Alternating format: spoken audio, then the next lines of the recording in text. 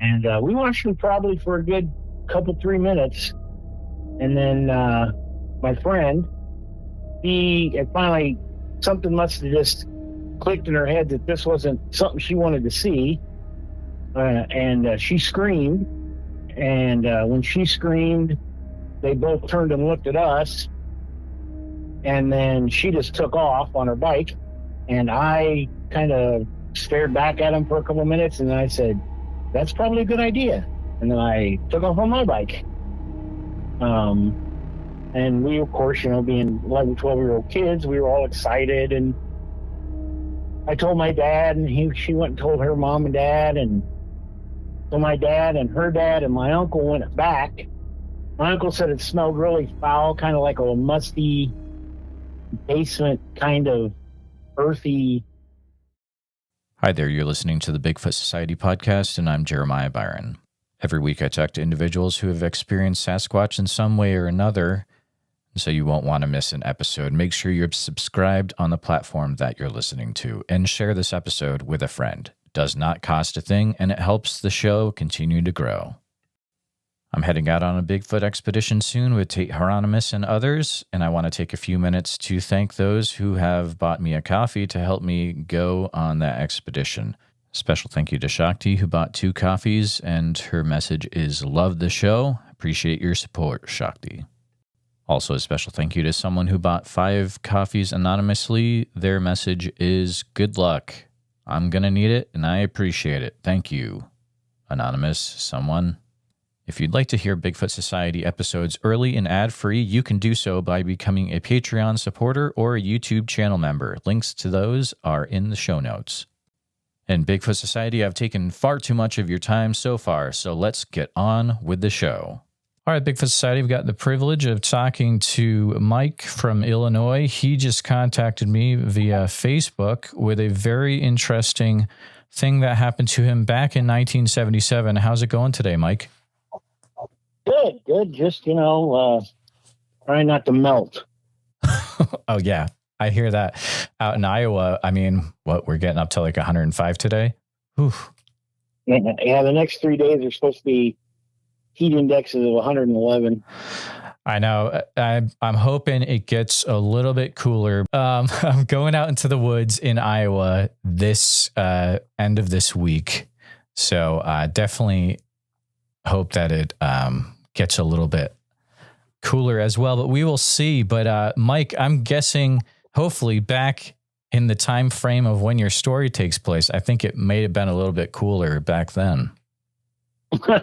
Well, it was a warm summer night. It was in August of 77, and it was as I recall, it's probably 70, 80 degrees, typical late summer day.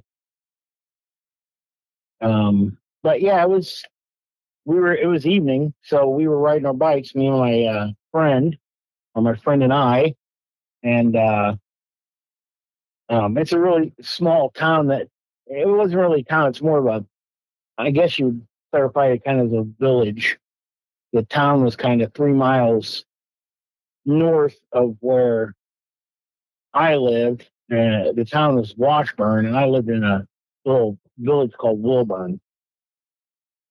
And so anyway, we had a railroad that ran through there, and it was bracketed on on both sides. One side was an old oil refinery pumping station. They used to pump oil up the line and load it on the rail cars, and it was abandoned as an oil pumping station, and a farmer owned it and used it for his animals and stuff. We played in it as kids. And on the other side of the tracks was Crow Creek, and it had a bridge that we always played around and on and under and everything. And we were just riding our bikes that night, and came across the bridge, and that's when we kind of noticed there was something strange down along the bank of the creek. So it turned out to be, to what we saw, it turned out to be 2 bipedal uh, creatures. One was probably uh, 8, maybe 8.5 feet tall, and the other one was shorter, probably 5.5, maybe 6. Two different colors. The larger one was really a dark, kind of a chestnut brown color. And this was it was just before dusk, so we saw plenty of light. But and the other one was kind of a blondish color, the smaller one was. And they were at the edge of the creek, uh, splashing in the water. I, I mean, I never thought about it at this time, but as I look back on it, they might have been washing themselves. They might have been trying to catch a fish because there were catfish and bluegill in that creek, and they were just there going through the motions of being in the water, and didn't even notice us because we were probably we were up on the bridge looking down at them, and I'd probably estimate we were probably 200, maybe 150, 200 feet away from them. So we could see them, and detail. We could tell that they were fur covered, and we also could tell that there was lighter patches around the facial and hand area. And we watched them probably for a good couple 3 minutes, and then my friend, finally, something must have just clicked in her head that this wasn't something she wanted to see, and she screamed. And when she screamed, they both turned and looked at us, and then she just took off on her bike, and I kind of stared back at him for a couple of minutes, and then I said, "That's probably a good idea." And then I took off on my bike. And we, of course, being 11, 12-year-old kids, we were all excited. And I told my dad, and she went and told her mom and dad. And so my dad and her dad and my uncle went back. And when they went back, we stayed up on the bridge, but they went down to the bank. And my uncle said it smelled really foul, kind of like a musty basement, kind of earthy smell. They did find tracks. My dad said they were either, I can't remember if he said they were four-toed. I think he said they were four-toed, possibly five-toed in the mud. And also found some pressed down tall grass around the area. And it was right next to an old dam that used to keep the water so they could pump it to the machinery to keep it cool while I was pumping the oil. Because we used to swim there as kids and stuff. And so the water kind of started at, normal bank levels of probably a few inches, and then it slowly descended about 12 feet or so around the dam where it was deeper. But yeah, my uncle, my dad, and my friend's dad, they all confirmed there was something down there. And then, of course, they started to try to come up with explanations for stuff. And I think the funniest suggestion was that it was a three-toed sloth, which we know are extremely indigenous to Central Illinois. So other than that, we never saw anything again. There were other members that of the where I lived, people who lived there, that were hunters and such, and they said they had smelled things and they'd heard things, and but yeah, I mean that was pretty much it. It stuck with me my whole life. It was a pretty amazing thing, and it was during a time when that was a lot of that type of stuff was going on. You had Momo the Monster, and you had the Murfreesboro Monster, and the big Bogey Creek movie, and the unknown. But I was a little kid, and it was interesting to me. But I never put any real thought into it that these could be real. Even though Bogey Creek did scare the hell out of me, that movie still scares me. But it wasn't like we were thinking about it. It wasn't. It wasn't in the forefront of our thoughts. Oh yeah, there's Bigfoot creatures around. It wasn't just something might talk in passing or whatever. So it wasn't like we were dwelling on it. And I really don't think that anybody would have gone to the trouble of dressing up in some crazy costume on a hot August day and to hang out by a creek hoping they'd be seen. So I kind of dismiss the hoax angle of it. But yeah, that's the whole story. It was quick. The whole thing probably lasted from beginning to end when we saw it to when our parents went down there and everything. Probably less than an hour. But it was a pretty amazing experience. And like I said, it stuck with me my whole life. And I have no problem talking about it. I've never had any problem talking about it. I believe there's things out there we have no idea. Our concept of what's all out there. And so, and I like to think that there are things like that out there. It makes life interesting. You know what I mean?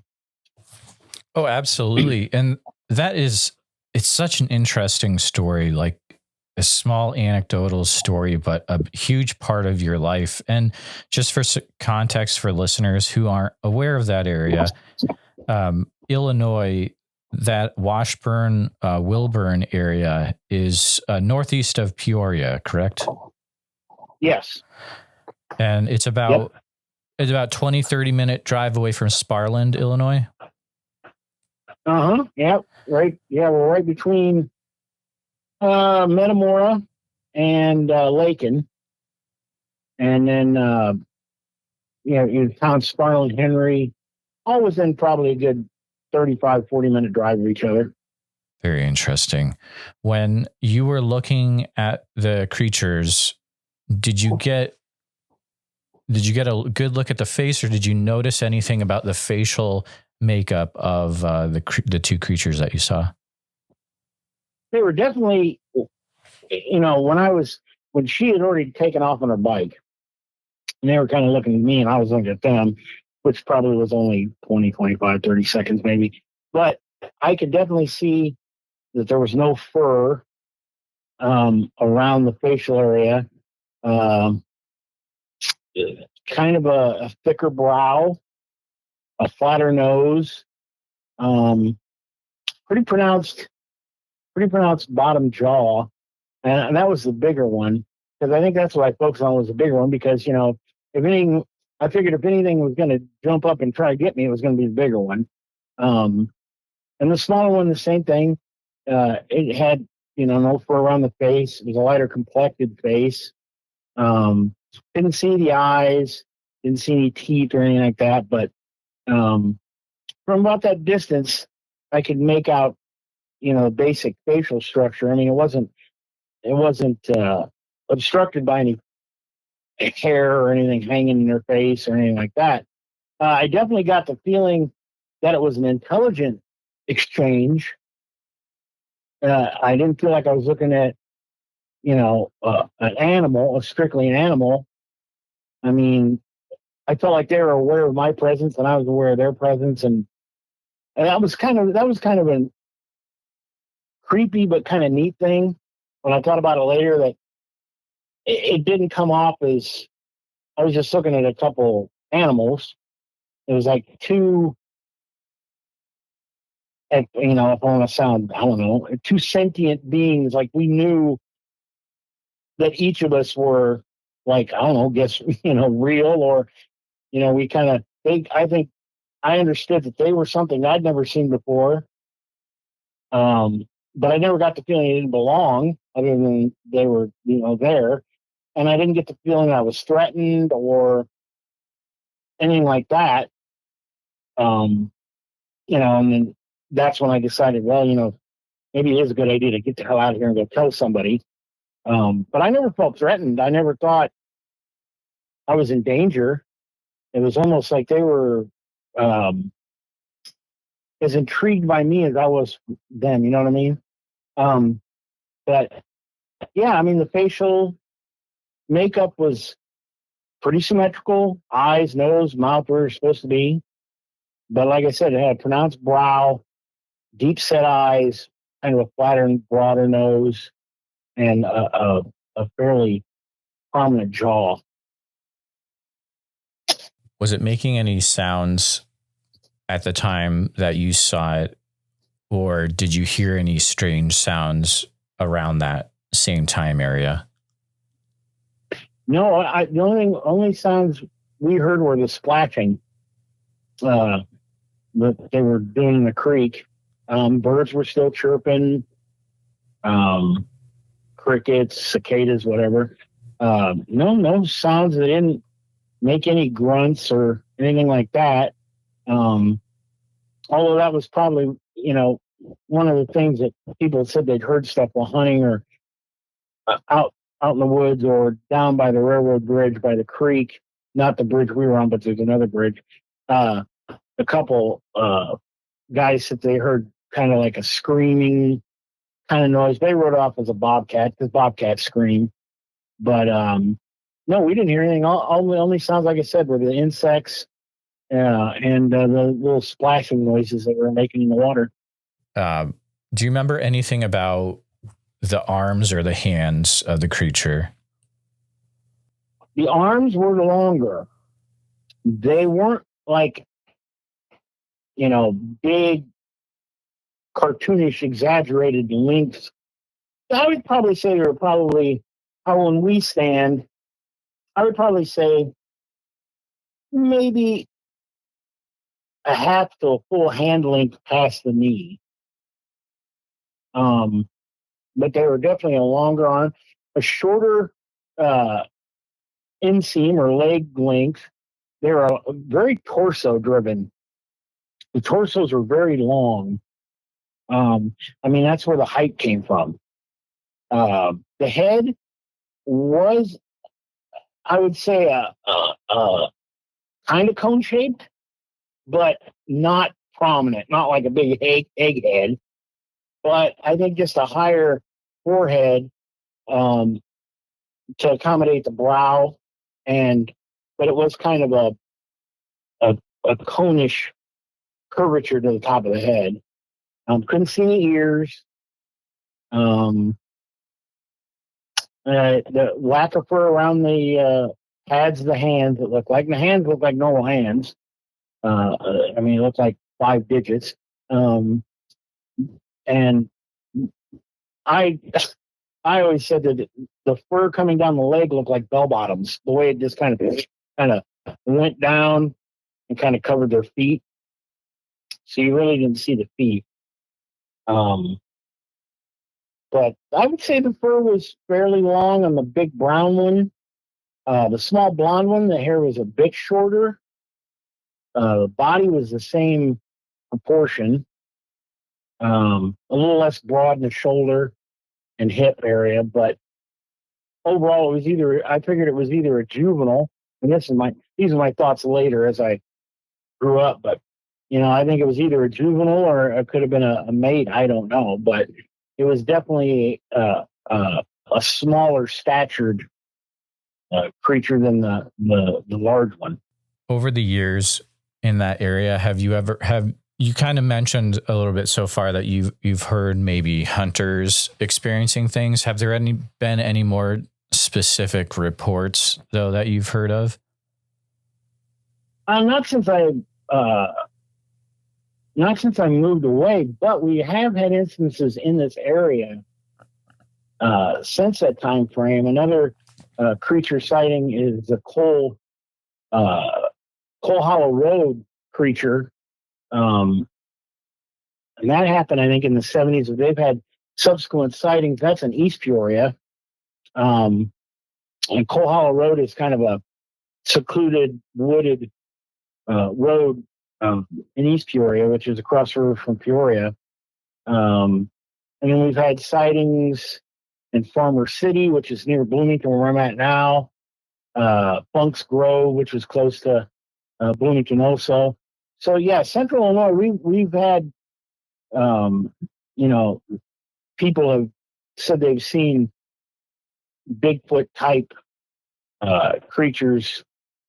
And like I said, being 11 or 12 years old, there might have been other sightings and stuff. Because like I said, that was a big deal back then. But I never paid attention to them. I might have heard people talking about it or whatever. But as I got older, and I think this sighting or what happened to me sparked my interest in this stuff. So I've kind of